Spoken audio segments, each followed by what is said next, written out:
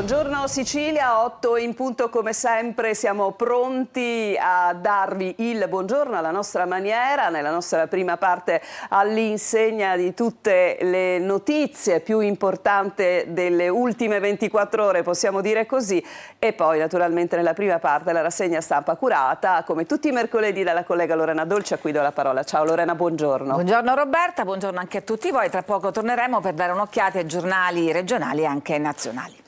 Allora, noi cominciamo subito con l'argomento, è stato l'argomento della giornata di ieri. Ieri era appunto il giorno della discussione in aula all'Ars della mozione di sfiducia da parte delle opposizioni nei confronti del governatore Schifani, che senza alcuna sorpresa resta al suo posto. Ma sentiamo.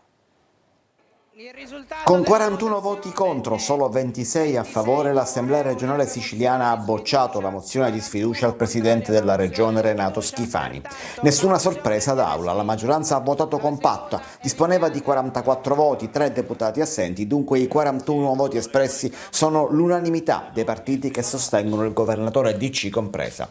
Coscienti di non avere la possibilità di farcela, i deputati di opposizione hanno usato la mozione come un palco dal quale lanciare i loro strali contro il governo sotto i riflettori della diretta streaming, oltre che alla presenza della stampa. Solo una perdita di tempo per i capigruppo di maggioranza, che hanno parlato di uno sterile elenco di lamentele senza proposta. Dai banchi del governo il presidente della regione, determinato, ha risposto a tutto. Emergenza sociale e crescita sono i 3 pilastri dell'azione del mio governo, ha detto. Poi ha ricordato le crisi del governo Crocetta, nel quale c'erano molti di voi, ha detto ai deputati di opposizione. Ha sottolineato come la responsabilità penale sia personale di chi commette il reato e non certo del governo, che le azioni di questi 3 anni vanno nella direzione della lotta alla corruzione, affidando le gare a Invitalia, facendo intervenire l'autorità anticorruzione con la quale si è siglato un protocollo. Schifani ha poi attaccato i toni della politica, divenuta ormai soltanto un insieme di offese e nefandezze. Non accetto gli attacchi di Giuseppe Conte fatti all'ombra del murales di Falcone e Borsellino, ha detto, essendo stato io stesso il fautore della trasformazione in definitivo della norma sul carcere duro. Dopo la votazione compatta, il presidente Calvagno ha sciolto la seduta e ha annunciato la nuova convocazione per martedì 9 dicembre, quando si entrerà in clima di finanziaria, incardinando la legge di stabilità 2026. E fin qui il nostro Maglio Viola. Lorena. Come dicevi tu, non ci sono stati colpi di scena, eppure è stato comunque un pomeriggio movimentato, soprattutto quando è intervenuto il deputato leghista Roberto Di Mauro, che ha detto penso che sia arrivato il momento di una concertazione maggiore tra le forze di maggioranza, e poi prima ancora aveva parlato Vincenzo Figuccia, che invece addirittura aveva chiesto scelte coraggiose, insomma un po' per movimentare il pomeriggio. Poi il colpo di scena, dicevamo, non c'è stato. Schifani è stato più volte stigmatizzato per le numerose assenze dall'aula, da parte ovviamente delle opposizioni, che hanno incalzato, ricordando che quello di Schifani è un governo che va avanti senza programmazione. Schifani ha replicato riconoscendo che la vicenda di Cuffaro è stato uno scossone per tutta la politica, ma l'opposizione dice non prendo lezioni di moralità, avete soltanto attaccato ma mai avanzato una proposta. E allora, ieri giornata intensa per Gaetano Galvagno, che ha presieduto gran parte della discussione all'Ars, ma con una giornata nella quale è arrivata la richiesta per lui di rinvio a giudizio. Le accuse sono corruzione, peculato e falso ideologico. Il servizio. La Procura di Palermo ha chiesto il rinvio a giudizio del presidente dell'Assemblea regionale siciliana Gaetano Galvagno e di altre 5 persone, tra cui l'ex portavoce del politico Sabrina De Capitani e l'imprenditrice Caterina Cannariato. Galvagno è accusato di corruzione, peculato, truffa e falso ideologico. Il GIP ha fissato l'udienza preliminare al 21 gennaio prossimo. Delle 2 ipotesi di corruzione, una di queste è già stata archiviata, quella inerente il Capodanno di Catania, quindi la vedo assolutamente favorevolmente. Certo, mi dispiace che sia rimasta ancora in piedi questa ipotesi di peculato per l'utilizzo dell'auto, ci auguriamo di poter chiarire quanto prima. Valuterò, anzi addirittura, se volete, poter potete assolutamente anticiparlo, quella che è anche la voglia di voler chiarire quanto prima, quindi sto valutando anche quello che può essere un giudizio immediato. Oltre a Galvagno, l'ex portavoce, e alla Cannariato, il processo è stato chiesto per l'imprenditore Alessandro Lessi, per Marianna Amato, dipendente della Fondazione Orchestra Sinfonica Siciliana, e per Roberto Marino, all'epoca dei fatti autista del presidente dell'ARS. Secondo i PM, Galvagno e la De Capitani avrebbero piegato gli interessi pubblici a quelli privati della Cannariato, rappresentante in Sicilia della Fondazione Marisa Bellisario e vicepresidente della Fondazione Tommaso Dragotto, facendo finanziare dalla presidenza dell'ARS una serie di eventi. A Galvagno e all'ex autista Marino sono poi contestati il reato di peculato per l'uso a fini privati dell'auto blu di servizio, un Audi A6, che sarebbe stata per 60 volte a disposizione del presidente, dell'autista, della segretaria e dell'ufficio di gabinetto per scopi personali. Infine Marino e Galvagno rispondono di truffa e falso. L'ex autista avrebbe dichiarato decine di missioni mai fatte e vidimate proprio da Galvagno, intascando circa 19.000 euro per rimborsi spese e diarie. Allora, rispondo a tutto, è apparso estremamente sereno Gaetano Galvagno. Lorena? Sì, l'abbiamo visto, ha voluto appunto rispondere alle domande dei giornalisti e potevano essere scomode in quel momento. Andiamo a leggere sulla Gazzetta del Sud questa vicenda: corruzione, peculato e truffa, ha chiesto il processo per Galvagno. Se l'esito sulle sorti di Schifani non ha mai trovato libratori disposti ad accettare scommesse, l'opposizione contava su 23 voti contro i 36 necessari, per Galvagno il responso è affidato al GUP, che ha fissato l'udienza preliminare per il 21 gennaio. La decisione riguarderà altre 5 persone, tra le quali l'ex portavoce Sabrina De Capitani, gli imprenditori Caterina Cannariato, Alessandro Lessi, Marianna Amato, dipendente della Fondazione Orchestra Sinfonica Siciliana, e Roberto Marino, appunto l'ex autista del presidente dell'ARS. E qui c'è appunto il virgolettato di Galvagno: siamo sereni di poter dimostrare tutto quello che magari non siamo stati bravi abbastanza a dimostrare prima, abbiamo voglia ed esigenza di chiarire quanto prima i fatti che ci sono contestati. Così Galvagno a margine della votazione. E c'è stato ieri un arresto, quello di Grazia Santapaola, cugina dello storico boss catanese Nitto. La sua è una figura di rilievo, una donna a capo del clan, ma ci riassume un po' la situazione delle trame della mafia nella città, questo servizio di Luca Ciliberti. Grazia Santapaola non è solo la cugina dello storico capomafia ergastolano Nitto Santapaola e moglie del boss Turi Amato, capo del gruppo di via 80 Palme a Catania. Grazia Santapaola comandava ed esercitava il suo potere gestendo direttamente gli affari della cosca. Ecco perché stamattina la donna è stata arrestata dai carabinieri del ROS in una inchiesta della procura etnea. Era lei, ad esempio, che all'interno della cosca gestiva il sostentamento delle famiglie dei detenuti, gestiva gli affari illeciti anche nel centro storico di Catania e risolveva, si legge nell'ordinanza, svariate criticità con i clan rivali, definendo onore, potere e prestigio mafioso dei Santapaola.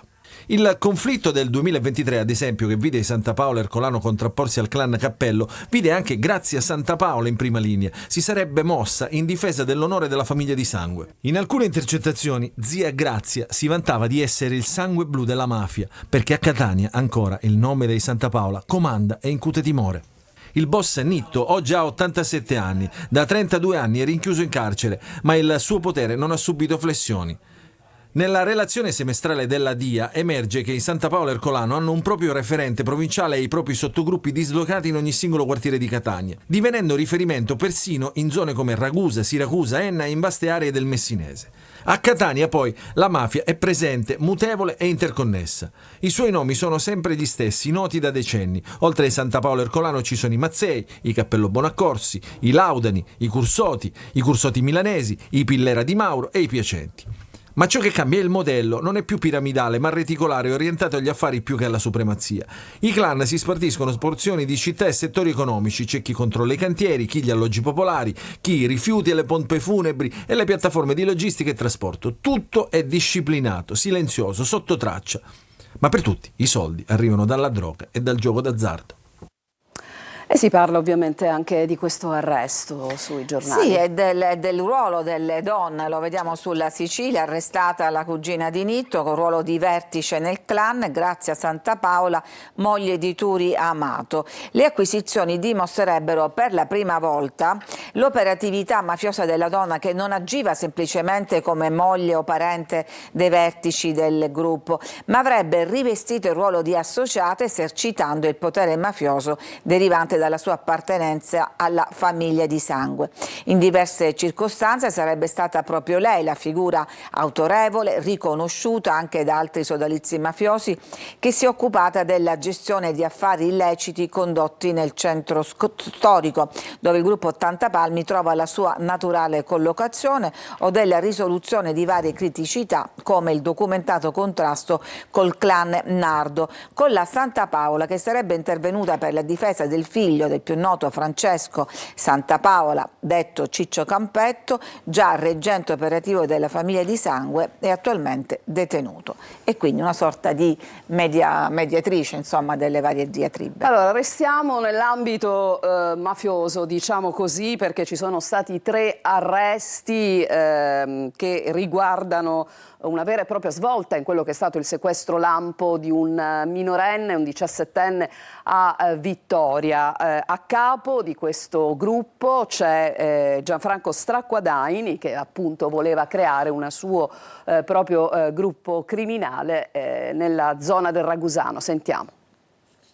La mafia voleva alzare il tiro a Vittoria con una tecnica tutta nuova, il sequestro lampo, cui segue la richiesta di riscatto. Ma il sequestro del 17enne Gaetano Nicosia, avvenuto lo scorso 25 settembre, durato 24 ore, è stato fatale al gruppo criminale.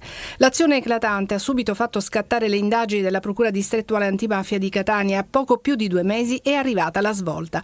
3 componenti del comando sono stati arrestati. Si tratta di Gianfranco Stracquadaini, Stefano La Rocca e Giuseppe Cannizzo. Stracquadaini, pericoloso latitante, è stato arrestato lo scorso ottobre. Stava creando un proprio gruppo criminale mafioso nel Ragusano. Si era reso irreperibile dopo aver tentato di uccidere un ex collaboratore di giustizia, Roberto Di Martino, del clan Carbonaro dominante. Sono ancora tanti però i contorni della vicenda da chiarire.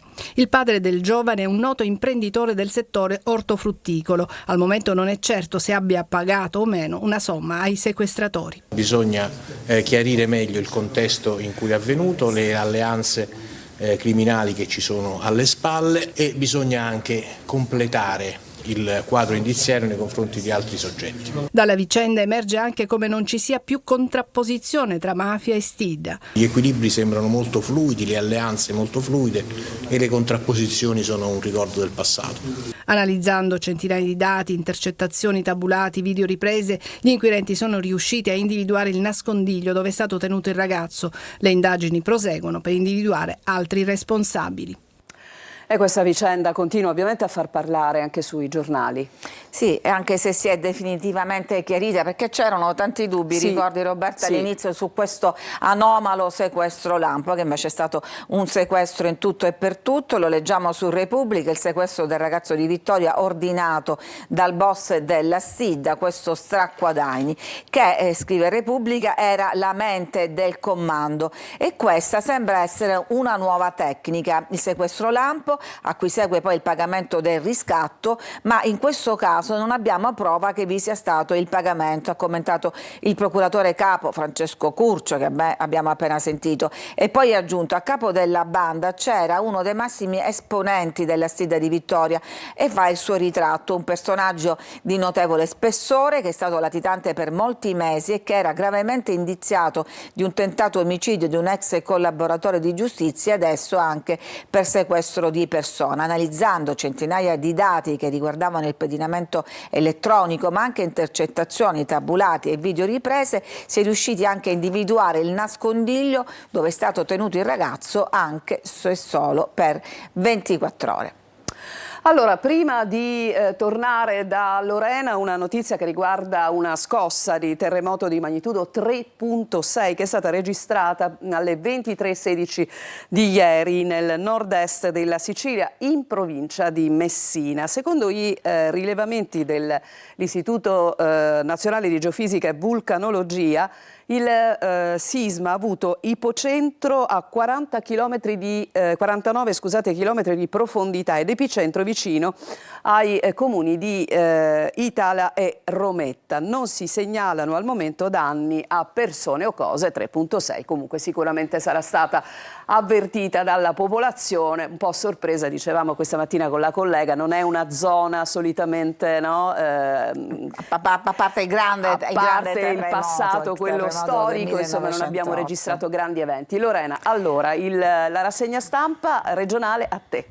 Naturalmente tutte le prime pagine dei quotidiani regionali dedicate alla mozione di sfiducia al governo Schifani, respinta ad ampia maggioranza. Andiamo a vedere sulla Sicilia, il titolo è "Una giornata particolare", lo è stata sicuramente per Schifani, che però ha superato il test della sfiducia e dice "non mi fermo", le opposizioni invece incalzano "andatevene". Dall'altra il presidente Lasso Galvagno, che ha presieduto in gran parte la seduta, mentre era appena arrivata questa richiesta di rinvio a giudizio. Chiarirò tutto con il giudizio immediato. Sul Giornale di Sicilia, anche qui gli alleati si stringono a Schifani, opposizione all'attacco ma senza colpi di scena, la mozione di sfiducia non conquista voti in più e adesso si pensa alla finanziaria. Andiamo a vedere la Gazzetta del Sud, anche qua Schifani non passa la sfiducia, ha chiesto il processo per Galvagno, il centrodestra compatto boccia il documento dell'opposizione dopo un dibattito aspro. La procura invoca il giudizio per il presidente dell'AS accusato di corruzione, peculato e truffa. E qua in taglio basso sulla prima pagina della Gazzetta troviamo invece una notizia che riguarda il ponte. Il governo presenterà una nuova delibera al CIPES dopo la bocciatura da parte della Corte dei Conti. E qui vediamo un faccia a faccia tra l'ex sindaco di Messina, Cateno De Luca, e l'attuale Basile. Si parla sul tavolo, c'è l'ipotesi di voto anticipato. Noi ci siamo, gli altri no, dice De Luca. Andiamo a vedere poi Repubblica Palermo, ancora avanti fra le inchieste. Schifani ottiene il sostegno della maggioranza all'ARS con 3 assenze tra i banchi della maggioranza e quindi commenta "siamo compatti", e poi c'è appunto la richiesta di processo per corruzione nei confronti di Galvagno. Ma andiamo adesso nel dettaglio. Contributi e favori, la trincea dorata del presidente dell'ARS, il numero 1 di Palazzo dei Normanni, da ieri imputato ma si dice sereno, valuto il giudizio immediato, l'udienza è a gennaio. E qui vediamo l'imprenditrice nonché sua portavoce, che anche lei imputata. E poi invece appunto il dibattito in aula, fronda interna, Repubblica guarda oltre la votazione di ieri, la legislatura è in salita, evitata la sfiducia, Schifani attesora da un percorso minato, c'è il timore di nuovi scossoni giudiziari e l'ombra dell'ispettore di Tajani. Perché che cosa si dice? L'analisi, diciamo, del futuro di Schifani. La partita per la futura corsa alla presidenza della regione si deciderà soprattutto sullo scacchiere nazionale. Schifani è già acqua passata, si lascia sfuggire un meloniano tra una pausa e l'altra dei lavori, sottolineando che Fratelli d'Italia è in credito con gli alleati.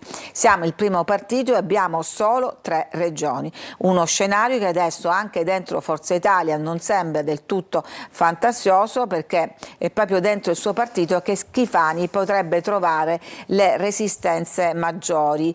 Ma l'insidia più grande, scrive ancora Repubblica, arrivano appunto dalle manovre nazionali in corso sull'asse Roma-Milano, e la regista di questa operazione sarebbe Marina Berlusconi, che in più di un'occasione ha parlato di uno svecchiamento del partito, e su chi puntano i vertici del partito e Forza Italia. L'astro nascente sarebbe il governatore calabrese Roberto Occhiuto, che forte della recente rielezione con numeri da record è pronto a lanciare una corrente di rottamatori. E quindi, diciamo, come scrive Repubblica, in in salita il futuro del Presidente. Anche qua sulla Sicilia Schifani scansa la fiducia, più o meno il contenuto l'abbiamo detto. Vi volevo solo far vedere la vignetta di Totò che dice rinato Schifani, come il bambinello Gesù nella mangiatoia. Grazie a questa votazione. Veniamo adesso alla cronaca. L'ombra della Stidda sul rapimento del figlio dell'imprenditore di Nicosia, l'abbiamo appena detto, il giallo di Vittoria che si è risolto con 3 arresti per sequestro di persona a scopo di estorsione da parte del DDA di Catania, l'ipotesi dell'avvertimento mafioso. E poi c'è l'intervista al giornalista antimafia impegnato da anni sul territorio e oggi sotto protezione, che dice di Stracquadani è il nuovo capo di un'alleanza ibrida. È il cronista che ipotizzò lo scenario mafioso già nei primi giorni, quando molti dubitavano. Gli arrestati sembrano più vivandieri che sequestratori, perché insomma il ragazzo era stato tenuto bene, in ottime condizioni. Andiamo a vedere adesso le pagine di Palermo del quotidiano La Sicilia. Ecco il sistema sciacchitano, ora percentualizziamo. Parliamo dell'inchiesta sulle tangenti calcolate sul valore dell'appalto, ci sono 5 indagati per corruzione e tra questi nuova tegola per appunto Antonio Maria Sciacchitano, consulente d'oro della regione. E poi qui c'è una notizia curiosa, ecco qua, via dei maschi, la toponomastica ignora le donne, secondo uno studio, un'indagine condotta da un team di studenti di scienze statistiche, solo 174 toponimi, cioè intitolazioni di strade, sono declinati al femminile, una percentuale bassissima, appena il 7%. E poi per quanto riguarda i trasporti, tram arriva alla fermata Zen, via all'appalto da 149 milioni. Andiamo ancora a vedere più avanti.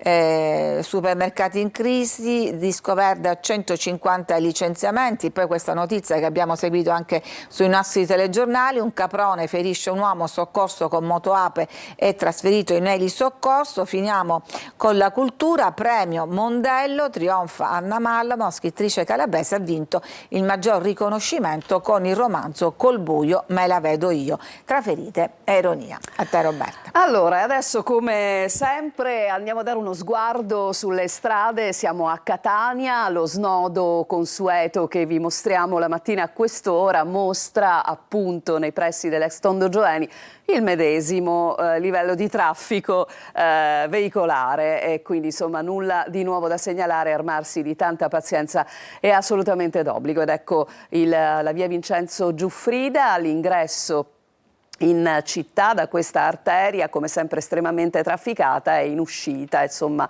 c'è più o meno insomma lo stesso traffico, no, forse qualcosa in meno in uscita. E qui vediamo appunto un tratto della circonvallazione, la rampa che conduce ovviamente verso Ognina, estremamente come dire trafficata, macchine in coda, e invece dall'altra parte verso Mister Bianco c'è meno traffico. Subito ci mostrano un'immagine, dobbiamo dire che oggettivamente sarebbe una splendida cartolina, no? È la stessa, mentre le strade sono sempre uguali, l'Etna offre ogni giorno una cartolina diversa. Vediamo la stessa, cioè perlomeno vediamo un altro versante, quello che guardiamo da Taormina, e anche qui insomma la cartolina da Taormina non è assolutamente male. Ci fermiamo, c'è una pausa, torniamo tra pochissimo ancora una volta con la rassegna stampa. A tra poco.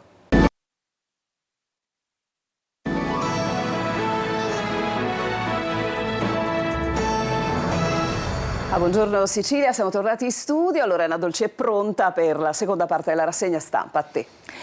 Bentrovati, la parte dedicata alla lettura dei quotidiani nazionali. Partiamo subito dalle prime pagine dei principali quotidiani. Il Corriere della Sera ci racconta di queste reciproche minacce fra l'Europa e Putin. Putin minaccia l'Unione Europea, pronti alla guerra, e così anche ritroviamo lo stesso titolo su Repubblica e Stampa: pronti alla guerra con l'Europa, Putin attacca, è un ostacolo alla pace in Ucraina. Poi il vertice con Witkoff, Peskov, titolo del tutto simile, guerra, Putin minaccia l'Europa, se vogliono siamo pronti. Ieri c'è stato l'incontro con i mediatori USA e l'altro argomento caldo è l'inchiesta che sta coinvolgendo i vertici della diplomazia italiana, un'inchiesta che parte da Bruxelles. Ma andiamo a vedere sulla Corriere della Sera che cosa ha detto esattamente Putin. L'Europa vuole la guerra?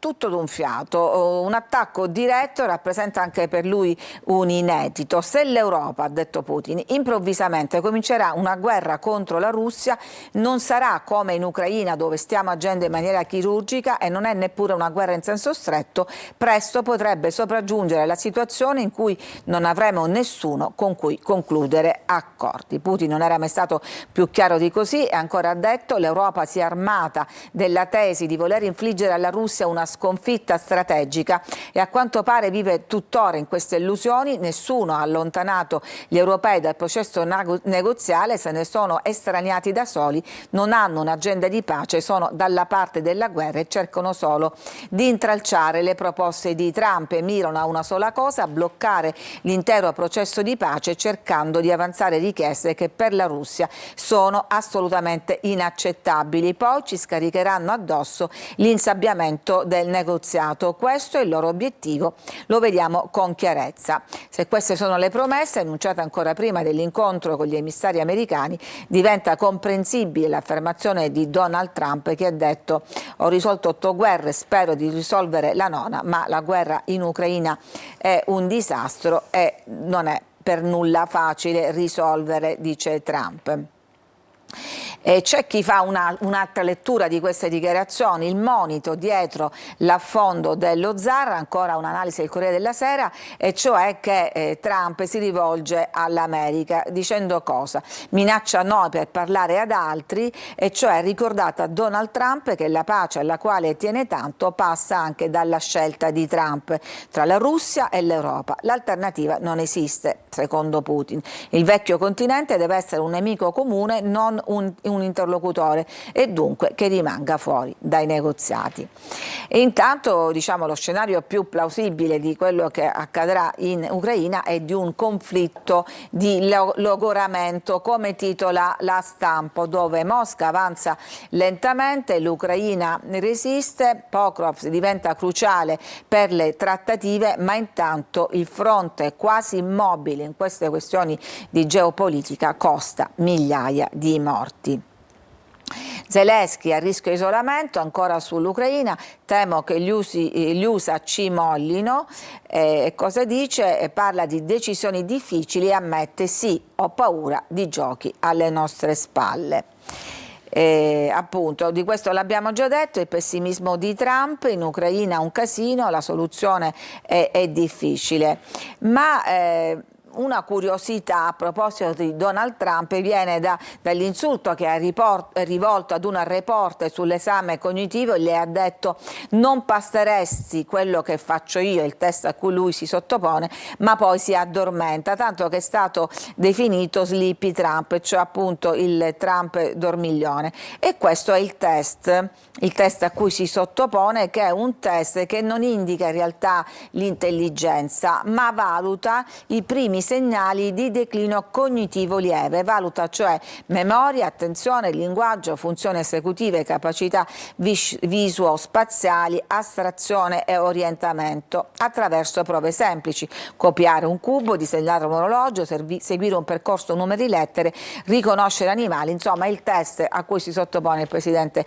degli Stati Uniti Trump. Nel frattempo sicuramente non ha bisogno di test Melania, che si dedica agli addobbi natalizi. Il Natale ridotto di Melania, qua vediamo alcuni degli addobbi alla Casa Bianca. Meno addobbi a causa dei lavori voluti nell'ala est della Casa Bianca, albero patriottico e un ritratto in Lego del presidente, che è quello che vedete qui in questa foto. Ritorniamo in Europa per parlare di quello che è stato ribattezzato il Mogherini Gate. Mogherini è l'ex ministro degli esteri italiano, che è stata fermata insieme a un alto diplomatico nell'ambito di un'inchiesta su appalti truccati e corruzione. e appunto bisognerà vedere che cosa succede. Dietro in questa indagine c'è l'acquisto sospetto di un palazzo, l'indagine su quasi 5 milioni di risorse pubbliche, torna in ballo il sistema delle cosiddette porte girevoli e così è partito il blitz della Procura dell'Unione Europea, che spesso però si è rivelato un po' un bluff. Torniamo in Italia alla cronaca. Morì dopo il sushi al ristoratore 2 anni e mezzo, assolto il medico, la rabbia dei familiari per questo giovane. E poi il circolo esclusivo arriva al Tevere, e questa è una storia che sta suscitando grandi discussioni, perché un'inserviente è stata licenziata perché avrebbe dato del tu ad una dei soci di questo circolo esclusivo, che è il Circolo Canottieri di Roma. Le regole del club, e poi il presidente nega che sia stata solo questa la ragione, che ce ne siano stati molte altre, ma insomma questa è stata sicuramente la goccia scatenante, aver dato del tu. E poi ancora il caso di Garlasco, che tira fuori una nuova puntata, perché spuntano delle foto sul luogo del delitto, ma a delitto scoperto. Ecco, qui vediamo la foto di un giovane, Andrea Sempio, che si è recato sul luogo del delitto. A tirarla fuori questa youtuber o giornalista che appunto si vanta di avere fatto questo scoop, perché ha mostrato foto nascoste per 18 anni che confermerebbero parte della versione dell'indagato su quel pomeriggio, cioè di essere andato insomma quando la notizia si era già un po' diffusa. E poi una curiosità: il miglior liceo d'Italia, secondo la classifica Eduscopio, in testa c'è lo scientifico Ferrari. All'università risultati peggiori dopo le superiori, sperimentali in 4 anni. Questo liceo si trova in Veneto, e c'è poi naturalmente tutto l'elenco. Bisognerebbe un po' vedere cosa c'è al sud. Ecco qua Palermo, liceo classico Giuseppe Garibaldi, Vittorio Emanuele, l'Umberto I, e per lo scientifico il Gonzaga, che è privato, e Benedetto Croce, e poi ci sono anche 3 istituti tecnico-economici. Assiderato e riportato in vita, Stefano Conti era detenuto dal 2022, ritenendosi innocente non ha accettato il patteggiamento. Ho vinto io e il mio paese. Questa è la storia di un italiano assolto dopo 3 anni di carcere, ma l'altra storia invece di cui ho detto il titolo è questa, una storia scientifica che lascia un po' allibiti. Il corpo a 21 gradi, un miracolo. Parliamo di Giri Marzi, un 18enne di Como che si era perso durante un trail in montagna. Quando l'hanno ritrovato il cuore era fermo, ma sono riusciti a salvarlo. Un intervento eccezionale, un gioco di squadra esemplare, dicono appunto i medici. Il fisico, cosa succede appunto in caso di assideramento? Il fisico inizia a cedere, il glucosio scende, il corpo suda, gli indumenti sportivi sempre più bagnati, insomma poi c'è stato il buio, lo hanno individuato nella neve, disteso, gli è arrivato l'elisoccorso, era a 21 gradi, in 21 minuti sono arrivati, e poi c'è stato questa sorta di miracolo. E poi la notizia di spettacoli, il remake dello storico Sandokan, campione di ascolti all'epoca, a 50 anni dalla prima serie, chi non lo ricorda, Roberta, dei nostri anni, eravamo tutte innamorate insomma di Sandokan e di Kabir Bedi. Torna questo remake con l'attore appunto turco. Non lo so se lo fa rimpiangere, se piace dovremo aspettare. Il cast, dice il giornale, è molto più inclusivo, Marianna più indipendente, insomma naturalmente viene rivisto e aggiornato ai tempi nostri. Ci fermiamo, a te la linea. Grazie Lorena, noi ci fermiamo solo per una brevissima pausa e torniamo tra poco con il nostro primo ospite. Parleremo, un argomento davvero molto interessante, dei farmaci che si usano regolarmente per il diabete di tipo 2, ma che in questo tempo storico vengono anche prescritti contro l'obesità. Ne parleremo tra poco, vi aspettiamo a Buongiorno Sicilia.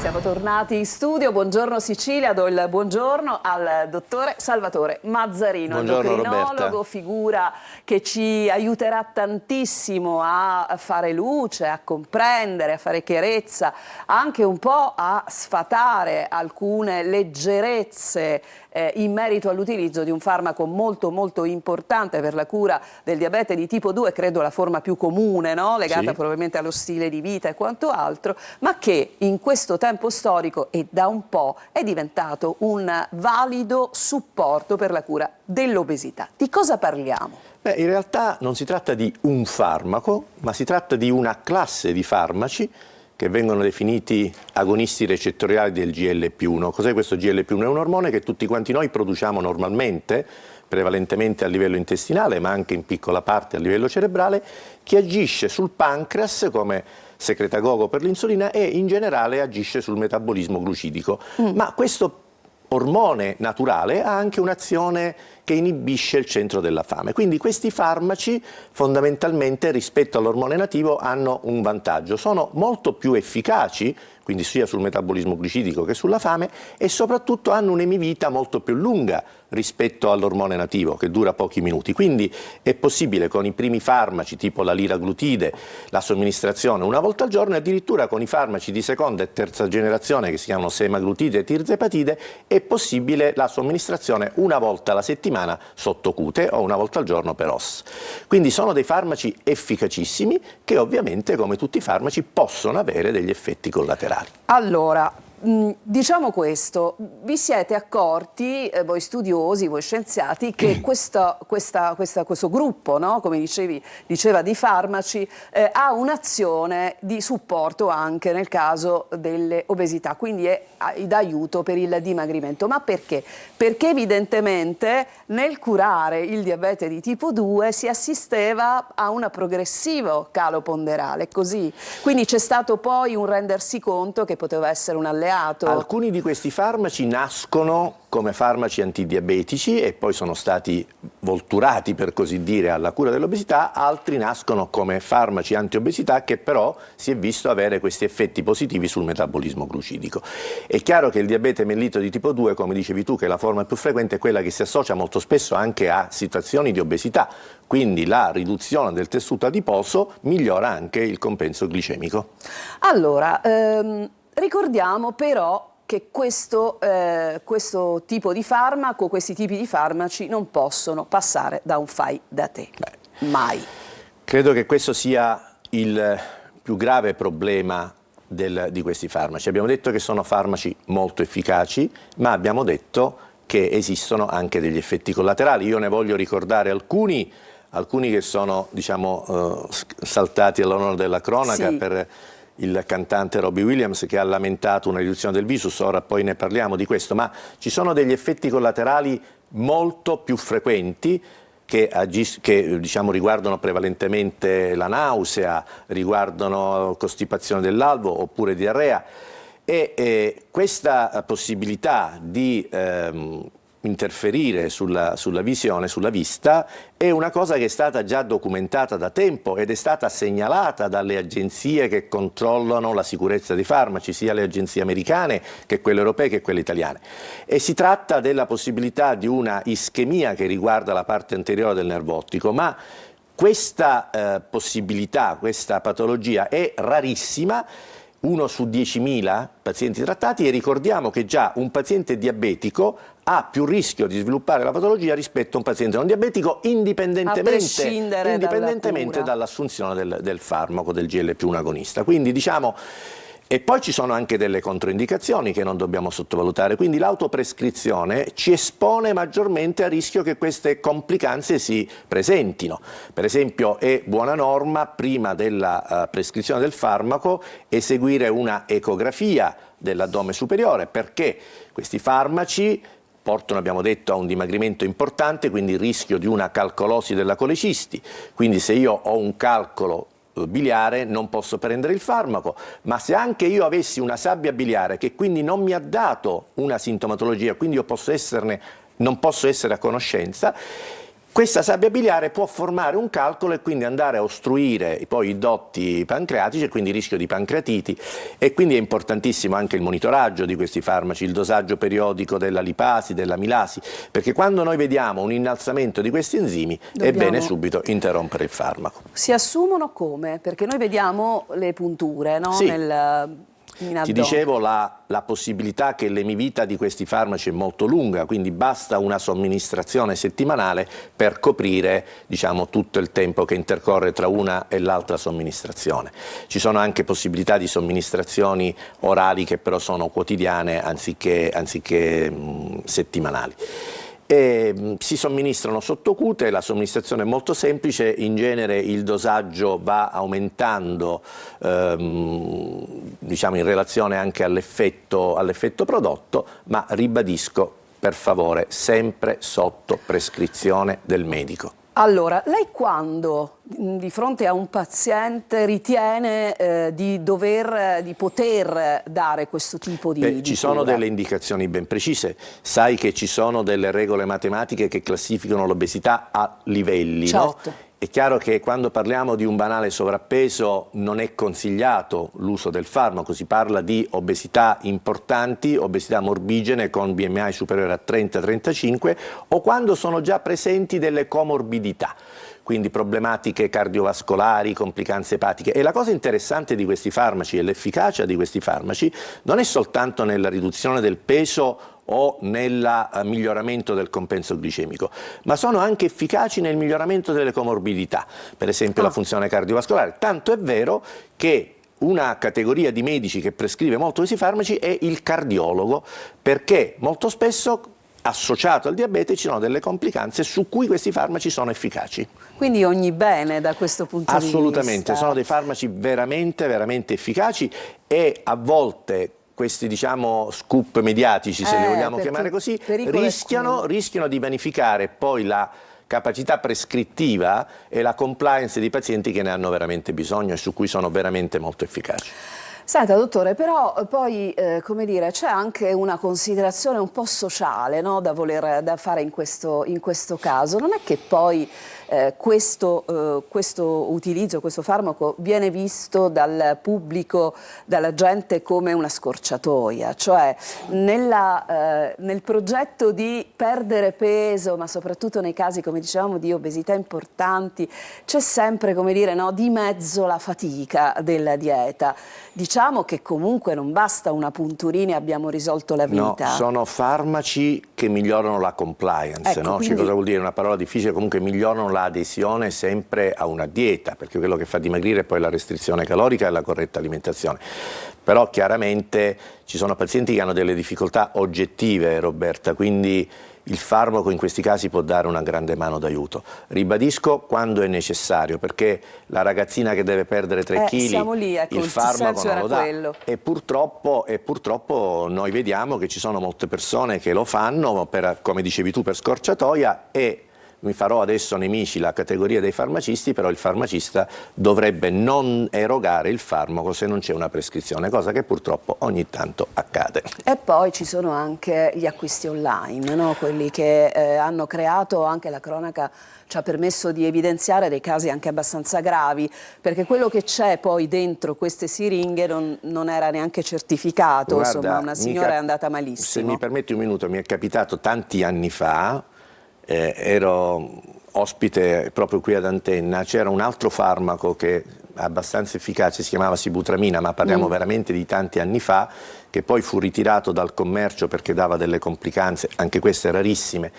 E ci fu il caso di una prescrizione online dove della sibutramina poi, analizzando il farmaco, non c'era neanche l'odore. Ecco. Quindi molto spesso si fanno acquisti a basso prezzo, perché ricordiamolo, sono farmaci che per il paziente obeso non sono erogati dal Servizio Sanitario Nazionale, quindi sono a pagamento, e magari il paziente online pensa di fare un affare pagandolo a un prezzo minore rispetto a quello che comprerebbe in farmacia. Però, diciamo, non c'è controllo, e quindi, come tutte le cose che sfuggono al controllo, non andrebbero evitate. Quindi stavamo parlando anche dei costi importanti. Sì, il costo è importante, alcuni diabetici tipo 2 che hanno uno scompenso glicometabolico oltre un certo livello, che pure sono intolleranti ad altre terapie, lo possono acquistare gratuitamente, si dice in nota 100, quindi con un piano terapeutico, mentre per l'obeso questo non è previsto. Non è previsto. No. Ma alla luce di tanto successo, no? Tanto aiuto, non è ipotizzabile che si possa annoverare questo farmaco all'interno del Servizio Sanitario Nazionale? Assolutamente sì. Tu sai che c'è un iter anche legislativo, perché l'obesità fino a qualche tempo fa non era neanche considerata una patologia. Esatto. Oggi è passata la legge al Senato e si spera che il primo passo, riconoscimento di una patologia, che peraltro costa alle casse nazionali diversi milioni di euro l'anno, perché i ricoveri legati all'obesità, i ricoveri legati alle complicanze dell'obesità hanno un costo sanitario tra costi diretti e indiretti molto elevato. Quindi probabilmente sarebbe più conveniente erogare in fascia A il farmaco ai grossi obesi piuttosto che pagare le complicanze e le spese sanitarie legate a queste patologie. E quindi però stiamo attenti, mettiamo in guardia anche il pubblico che ci sta seguendo a scontistica, offerte sui social, no.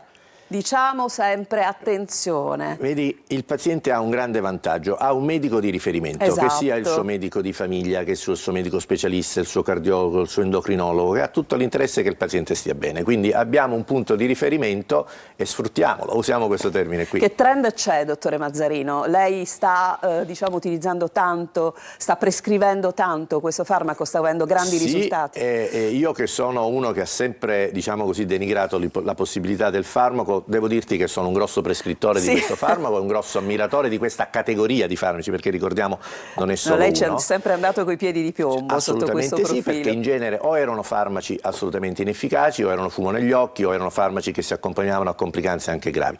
Questo è un farmaco efficace, tutto sommato ben tollerato, abbastanza immediato nell'efficacia. Sai che trend c'è? Sono i farmaci più prescritti a livello mondiale. È uscita, non so se hai letto, sicuramente no, sì, che assieme agli psicofarmaci sono la categoria di farmaci più venduta nel mondo, e questa la lascia pensare lunga sull'importanza dell'obesità e delle sue complicanze. Ci dobbiamo fermare, non senza ricordare che il dottore Mazzarino è un godibilissimo scrittore. Oh, che vergogna! Assolutamente, i suoi libri spopolano e sono diventati davvero anche Grazie momenti per averlo ricordato, bellissimi. Perché, ricordiamo, sono tutti a scopo di beneficenza. I suoi personaggi, come dire, no? In cerca di un medico, vediamo così quello valido, in questo caso in cerca di una punturina giusta. Esatto. Continuano. Tanti personaggi in cerca di una puntura miracolosa. E so che c'è un prossimo libro pronto che avremo il piacere di raccontare anche qui. Grazie al dottore Salvatore Mazzarino. Adesso andiamo a vedere come sarà il tempo in Sicilia tra poco. Ben ritrovati in aggiornamento con le previsioni di Trebi Meteo per la giornata di mercoledì 3, quando ritroveremo due perturbazioni che agiranno sull'Italia. La prima al nord-ovest sulla Sardegna, con pioggia, anche qualche rovescio in Sardegna occidentale, e la seconda arriverà al sud entro la serata. E difatti sulla Sicilia possiamo notare un peggioramento sulla parte ad est ionica, con piogge e qualche rovescio, specie dalle ore serali e in vista di giovedì mattina. Meno coinvolta invece la parte ovest. Temperature che comunque lungo la costa più o meno saranno attorno ai 17-18 gradi, quindi quasi a toccare i 20 gradi.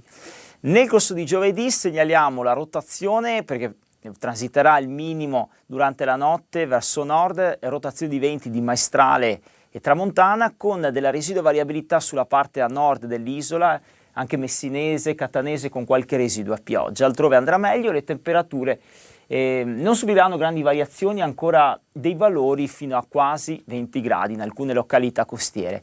Ulteriori dettagli sulle vostre località scaricando l'app di Trebi Meteo o visitando il nostro sito. Assolutamente felici di ospitare una giovanissima e talentosissima cantautrice che è Alice Brasi. Buongiorno, grazie, Alice. è un piacere essere ospite vostra. Allora, noi devo dire siamo incantati ogni qualvolta ci rendiamo conto che il talento illumina un po' le nostre giornate. Grazie. E tu hai luce, ce l'hai nel modo di relazionarti con le persone, l'ho visto appena sei entrata, perché si vede subito, no? Ci sono quelli che arrivano tutti un po' così, tu sei arrivata col sorriso e le tue canzoni e quelle che stiamo conoscendo cominciano davvero a fare capire chi sei. Tematica legata al sentimento d'amore, molto presente nella tua vita in una connotazione musicale indie, da ballata, che devo dire insomma ci cattura. Assolutamente, diciamo ogni mio testo è prettamente autobiografico e tutto ciò che scrivo diciamo nasce da un qualcosa che in qualche modo ho vissuto. L'amore è presente in tante sfumature diverse, in questo primo singolo Non so più di te, in questo caso l'amore è presentato come un po' una presenza silenziosa che si aggira un po' nelle stanze quando non abbiamo più una presenza fisica nella nostra vita, e quindi parla un po' di questo distacco è visto quasi come un tormento. Tu parli da giovanissima, hai 18 anni? Sì. Quindi Sì. sei, come dire, giovanissima. Parli alla tua generazione, ma non solo, no? Perché poi in realtà queste tematiche ci coinvolgono assolutamente in modo trasversale, ma i giovani come te le vivono esattamente così, le pulsioni, le passioni? Allora, secondo me questa è una cosa che può essere anche molto soggettiva, e secondo me è proprio questa la cosa che è bella della musica, perché io posso raccontarti un sentimento, posso raccontarti diciamo il mio modo di vivere l'amore, il mio modo di vivere un distacco, ma tu sentendo le stesse identiche parole puoi provare sensazioni diverse, e secondo me è questo il valore universale della musica, è ciò che veramente unisce. Ma sì, la bellezza è sempre quella, ognuno poi ci trova nelle canzoni, forse anche ciò che ha già dentro, Esattamente. no? Nessuno può insegnare qualcosa a qualcun altro. Musicalmente tu hai, come dire, respirato un certo tipo di musicalità, è tutta colpa della tua famiglia? Allora, diciamo che è un po' un mix di contaminazioni. Diciamo che sono sempre stata una curiosa e quindi mi piace ascoltare tanto, e mi piace ascoltare soprattutto cosa hanno avuto da dire le persone prima di me, oltre che le sonorità. E trovo che appunto la musica sia un mondo pazzesco. Tu tra l'altro hai iniziato studiando la chitarra, Assolutamente. no? E tra l'altro i tuoi riferimenti musicali in loco sono straordinariamente importanti, li vogliamo ricordare e salutare. Allora, io ho iniziato il mio percorso musicale con il maestro Edoardo Musumeci, che saluto e ringrazio, e poi ho intrapreso anche un percorso vocale con la vocal coach Lilla Costerelli. Insomma, con il top, cioè non è che stai dicendo due nomi così. Sono onorata. E poi ho avuto diciamo l'onore di intraprendere questo percorso, di dare forma a questo progetto grazie a Riccardo Samperi e alla TRP Vibes, che mi hanno permesso di cominciare questo percorso. Allora, tu sei qui a raccontare un po' di te, ma come sempre io lo dico, è vero, è bellissimo parlare con gli artisti, soprattutto quando sono cantautori, cantautrici, perché hanno un mondo interiore da raccontare. Però alla fine noi vogliamo sentire le canzoni. Certo. E quindi, siccome dal 5 è giusto, Sì. quindi praticamente dopodomani come dire, entra in rotazione il tuo nuovo singolo, che ci piace molto, perché se guardi il nostro colore, no, noi ci in piace. linea, Siamo assolutamente assolutamente in linea, perché la tua blu è questa, e intanto cominciamo a sentirne un po'. Anticipiamo, dai. Eccola. Secondo me è ciò che a volte nella nostra quotidianità ci sta venendo a mancare. Penso che tutto sia diventato molto frenetico, che il giudizio forse oggi pesa anche un po' di più, e quindi è importante ricordarsi che ognuno di noi ha una piccola luce, un colore che ha dentro, e che quando tutto è buio diciamo che non dobbiamo per forza affidarci a ciò che è esterno a noi, e possiamo ricorrere a tanto che abbiamo dentro. Sai, pensavo che tu racconti il modo per contrastare al buio esistenziale alla tua giovanissima età, perché vuol dire che un po' di buio forse l'hai vissuto anche tu. Assolutamente.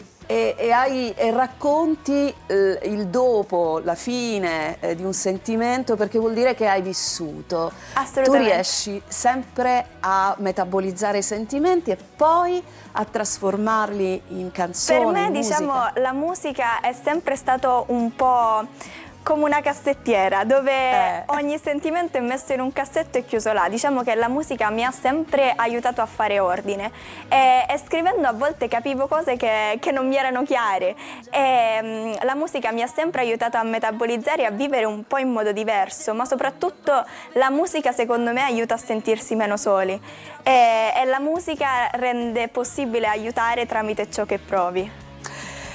Io sono incantata, non so che dire, cioè non so fra 10 anni come perché tu sei veramente un vulcano da questo punto di vista. Quando hai iniziato a capire che la strada che volevi intraprendere era proprio quella? Allora, io sono sempre stata affascinata da questo mondo, però è rimasto astratto per molto tempo. E ho deciso di mettere un piede dentro poco tempo fa.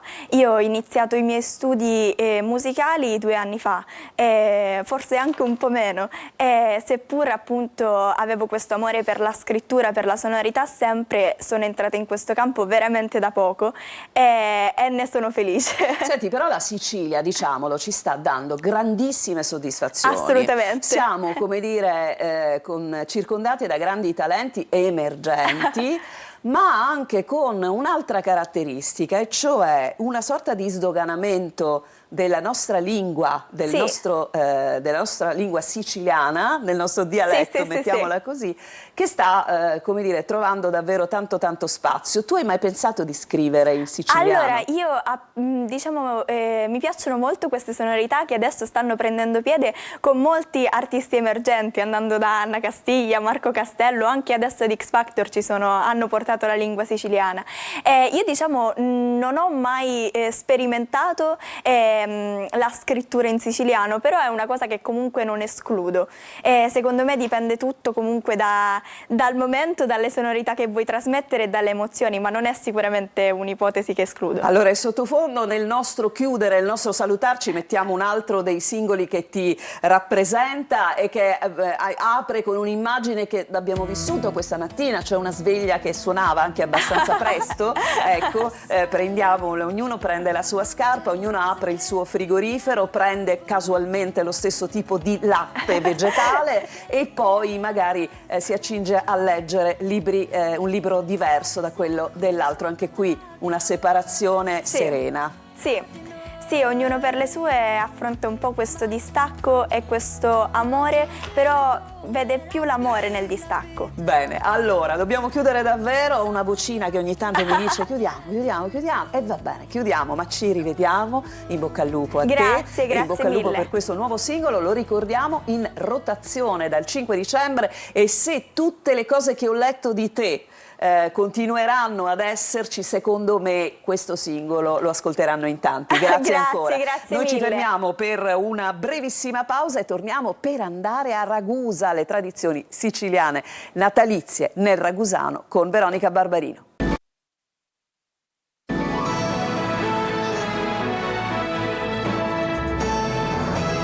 E siamo tornati direttamente, adesso andiamo a Ragusa dove c'è la nostra Veronica Barbarino, parliamo delle tradizioni natalizie di Ragusa e del ragusano. A te Veronica, vedo che hai un ospite. Ciao, buongiorno. Sì, siamo con Paolo Uccello, presidente del sistema Rete Museali Iblei, che si occupa di promuovere il territorio e diffondere le tradizioni Iblei. Diciamo che lui è un ponte tra il passato e il presente. Ci troviamo a Ispica, diciamo che siamo a Cava di Ispica, dove, parlando di Natale, qui fanno un presepe vivente, uno tra i più famosi, diciamo, in Sicilia. Uno dei più belli, sicuramente. Uno dei più belli. E con lui vogliamo parlare appunto di tradizioni che riguardano il Natale.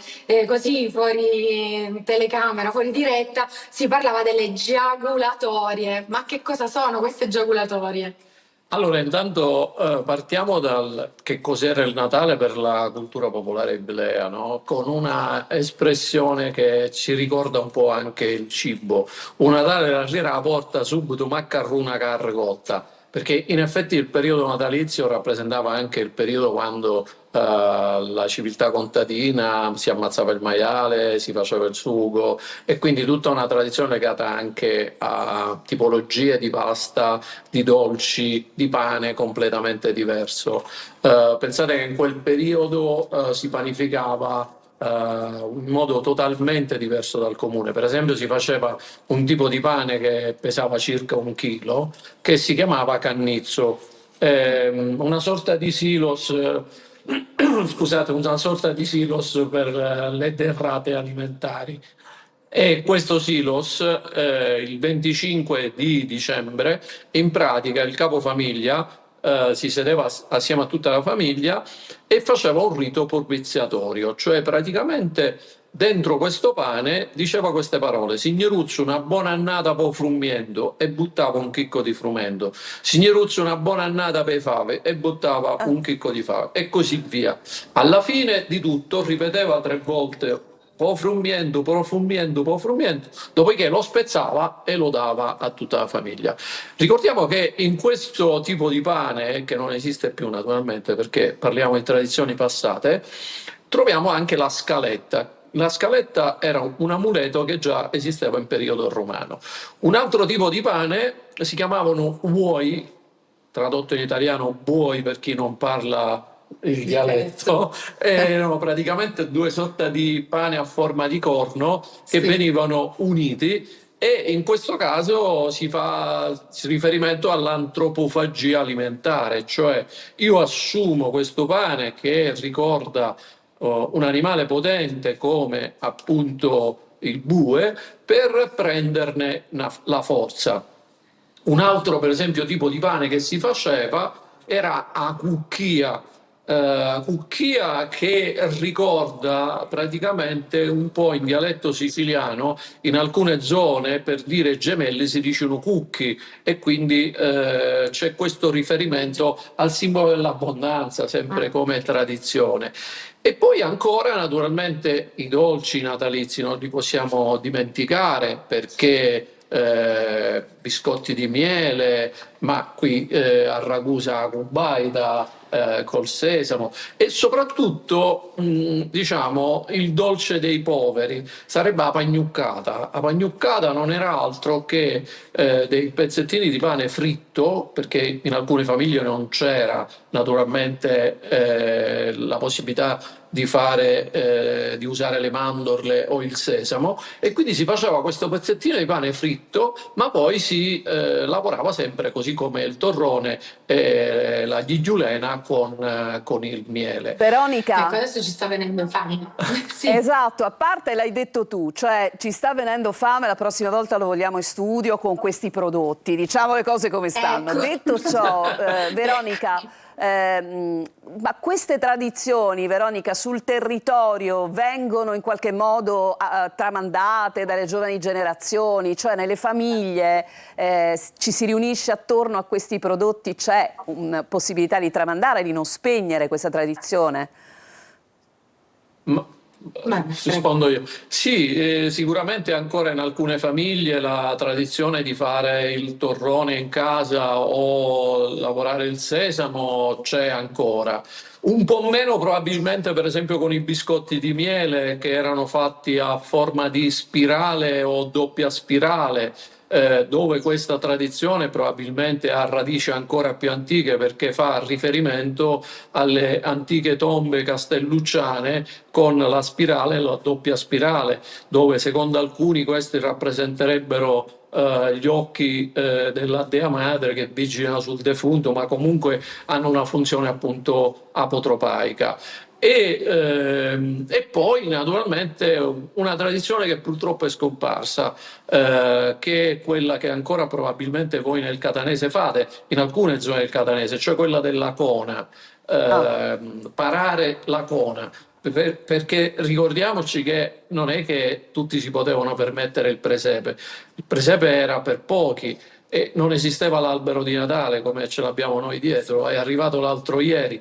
Quindi cosa si faceva il 13 dicembre? Il 13 dicembre si parava la cona, cioè praticamente nelle case si scendeva il capezzale con la Sacra Famiglia e si addobbava con tutti i tipi di frutta del periodo, dove non dovevano mancare i datteri, perché c'è una leggenda della Sacra Famiglia che dice che appunto in fuga verso l'Egitto, stanca ed affamata, si fermò sotto una palma che abbassò i suoi rami per nasconderli e poi gli diede a mangiare i datteri. Tutte queste cose nella tradizione popolare siciliana hanno un significato Veronica, importantissimo. dobbiamo chiudere. La cona poi la cona veniva smontata a fine delle feste il 6 gennaio e infatti è rimasta la resistenza culturale. Quando uno mangia tanto, si dice in dialetto, si fottì una cona. Ha mangiato una cona, è verissimo, lo diciamo anche nel catanese. Veronica, purtroppo dobbiamo chiudere, siamo veramente a pochi secondi, quindi vorrei dare a te la chiusura di questo collegamento. Niente, ci sarebbe tantissimo da dire, noi avevamo preparato tantissime cose, appunto queste giaculatorie che erano delle frasi, no, che si tramandano brevemente. Sì, ne diciamo una per esempio che è quella più importante, così chiudiamo con questa, che è proprio la notte di Natale, il momento in cui Dio si fa uomo e l'uomo può diventare guaritore. E si insegnava o scanto, vadin scanto maleritto, sta ucche lamma beneritta, vadin do funno romare, un non ci sono né turchi e né manco cristiani, un non luci luna e non canta iardo, signoruzzi di Roma venia, s'acciuava a passare andare a masseria, un acciuava un uomo buono e una femmina ria, a mangiare ci rese fave caleate e friano bruciato, vadin scanto malociuato. Grazie davvero Veronica, scusami ma dobbiamo assolutamente chiudere, tra l'altro c'è una notizia che è stata battuta dalle agenzie, saluto naturalmente la collega Veronica Barbarino e il suo ospite. Il GIP di Palermo ha disposto gli arresti domiciliari per l'ex presidente della regione siciliana Salvatore Cuffaro, indagato a vario titolo insieme ad altre 17 persone per associazione a delinquere, turbativa d'asta e corruzione. La misura cautelare era stata chiesta dalla Procura agli inizi di novembre. Il GIP, che come prescrive la legge ha interrogato gli indagati prima di decidere, aveva invece respinto la richiesta di arresto di Saverio Romano, deputato e coordinatore di Noi Moderati, anche lui coinvolto nell'inchiesta. Ne parleremo naturalmente di questo nel corso dei nostri telegiornali. Adesso andiamo a vedere le stelle.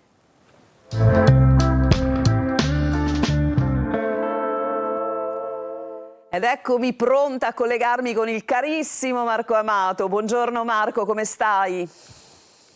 Buongiorno Roberta, ben ritrovata. Bene, grazie. Oggi vi saluto con una luna un po' speciale di cui vi narro velocissimamente. Allora, una luna che mi ha fatto molto pensare a quello che è la sua funzione naturale, ovvero quello di riflettere la luce solare. E mi sono venuti in mente proprio la presenza di Alessandro Preziosi, il nostro attore siciliano, in questo Sandokan, il cui protagonista è Kayaman, che dice di aver perso ben 10 kg per interpretare questo personaggio.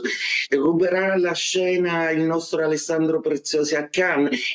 Le stelle dicono proprio di sì, perché Alessandro, che ho avuto anche il piacere di conoscere e saluto, è un ariete, quindi è un momento di gioia per questo segno zodiacale. Cannes e Scorpione, entrambi segni di Marte, quindi due marziani ce la fanno comunque a sbancare al botteghino, e quindi in bocca al lupo a chi di Marte non fa violenza ma assolutamente arte, talento, forza e soprattutto cultura, meglio se siciliana. Allora andiamo con questa luna in cui l'Ariete si vede in una prospettiva molto oggettiva e carrieristica, il Toro invece, che proprio riceve questa luna, che tra poco ci farà una sorpresa in Gemelli, ma ve lo racconto un altro giorno, deve assolutamente prendere in mano la situazione, la visione delle cose. I Gemelli invece useranno l'intuito, il Cancro, che è sovrano della luna, oggi è molto più oggettivo, lucido e pacato. I segni d'acqua sono quelli che godono di più di questa luna. Leone, una quadratura per voi, quindi qualcosa oggi vi fa storcere il naso. Vergine, luna di Trigono, perfetta per voi, proprio per avere una visione un po' di tutto e sentirvi amati. Bilancia, la luna non è più in opposizione, oggi vi lascia leggerezza, quindi i pensieri sono più leggeri. Scorpione, per voi l'opposizione, ma vi propone una bella alternativa, ovvero ascoltate un po' cosa ha da dire l'altro, mettetevi nei panni dell'altro. Sagittario, per voi è una luna che non parla molto, anzi vi aspetta al varco come se presagiste qualcosa oggi. Capricorno, per voi è una luna di trigono assolutamente congeniale alle passioni. Acquario, luna di quadratura per voi, quindi oggi forse qualcosa la dribblerete con la vostra solita flemma, a volte un po' fastidiosa per terzi. Pesci, ottima luna per voi che rappresenta comunicazione ed empatia, ma soprattutto l'abbraccio di un familiare o dell'amore che vi confermano ancora una volta quanto siete amati. E detto questo, buona luna a tutti e buongiorno Sicilia. Ciao Roberta, a presto. Allora, ciao Marco e grazie naturalmente, mi hai fatto sorridere quando hai detto vabbè questo poi lo raccontiamo dopo, perché naturalmente sei meraviglioso nel rispetto dei tempi. Grazie ancora a te e naturalmente l'appuntamento con Marco Amato è previsto per domani. Quindi vi abbiamo dato notizia poco fa dei domiciliari per Totò Cuffaro nell'inchiesta per corruzione. Oltre per Cuffaro, i domiciliari sono stati disposti anche per Roberto Colletti, ex manager dell'azienda ospedaliera Villa Sofia Antonio Iacono, ma noi naturalmente vi aggiorneremo su tutto questo nel corso del nostro telegiornale. Intanto ci ha raggiunto nuovamente la collega Lorena Dolci. Lorena. Sì, vi ho raggiunto per darvi un'ultima notizia in chiusura, una notizia un po' leggera. Vediamo qua, il micro paese con 6 neonati, siamo in provincia di Cuneo, profondo nord, basta poco per vivere felici, dicono questi genitori, tutti giovani che hanno deciso appunto di ripopolare. Siamo un bel gruppo di giovani, raccontano, con questa... Pare che l'area di montagna faccia bene, lo dimostra la bilancia, perché 5 di questi 6 bambini nati a Monte Rosso Grana negli ultimi 3 mesi, 5 solo a novembre, pesano più di 3 kg, quindi dei bei fagottini, insomma carini. A fare differenza è la comunità che si stringe attorno a questi giovani genitori che hanno deciso appunto di ripopolare questo paesino, mentre al contrario ci sono molte piccole comunità, soprattutto da noi al sud, che si spopolano. Grazie Lorena naturalmente, da parte nostra è davvero tutto, una buona giornata a tutti voi, buongiorno Sicilia tornerà domattina alle 8.